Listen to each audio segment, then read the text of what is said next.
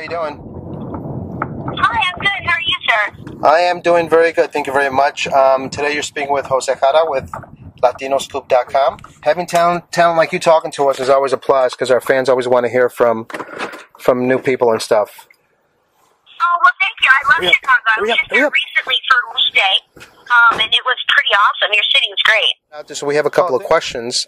I know one of our fans sent us the first question, and the question goes, this is the second time around for this movie. Were you excited to hear about it? And if so, what was your reaction? And did you enjoy filming this movie?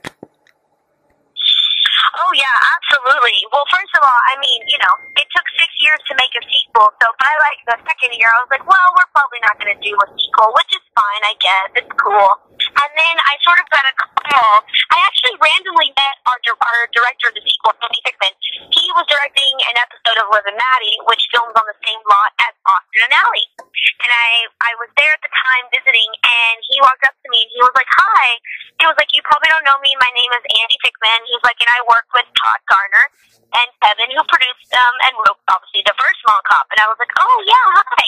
And he was like, yeah, you were great in the first movie, and, maybe one day you could do another one.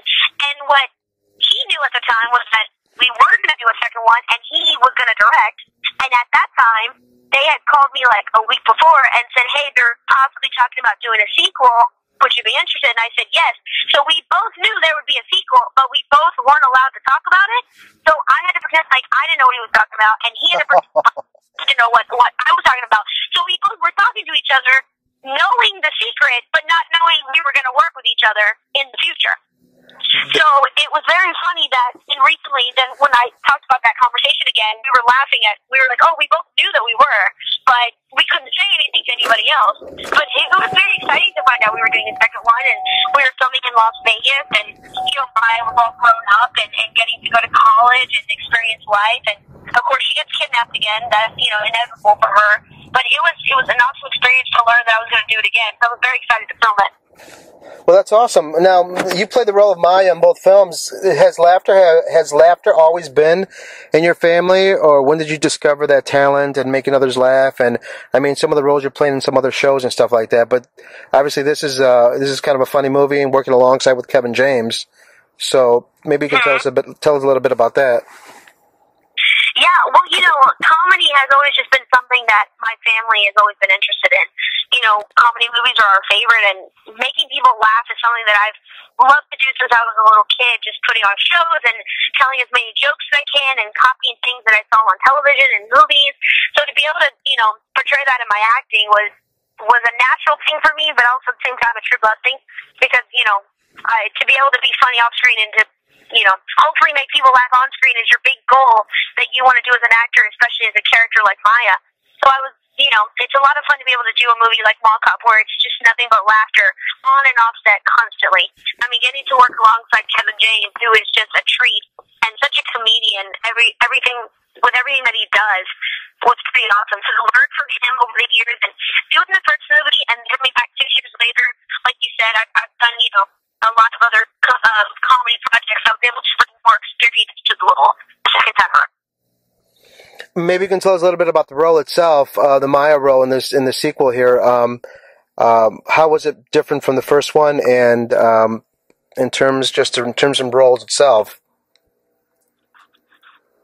Well, other than more screen time, because now that I was an adult, I was able to be on set more often.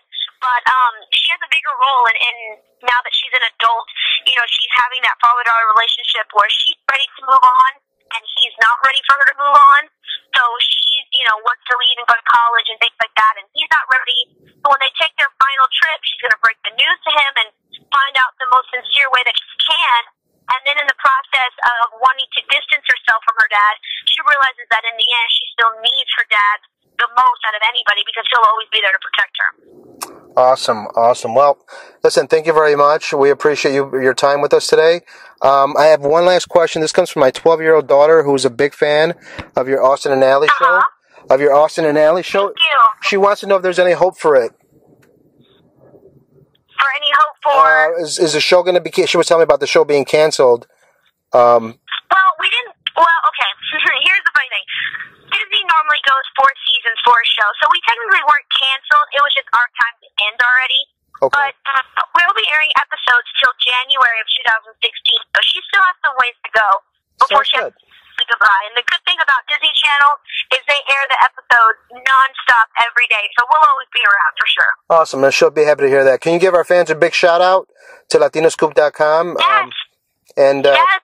Everyone at LatinoScoop.com, thank you so much for watching this interview, listening to this interview, reading this interview, for just being a part of my career. I hope you all enjoy Hobart Mall Cop 2 and Austin and Alley, and thank you guys so much for all your support. You're the best. Chicago's awesome.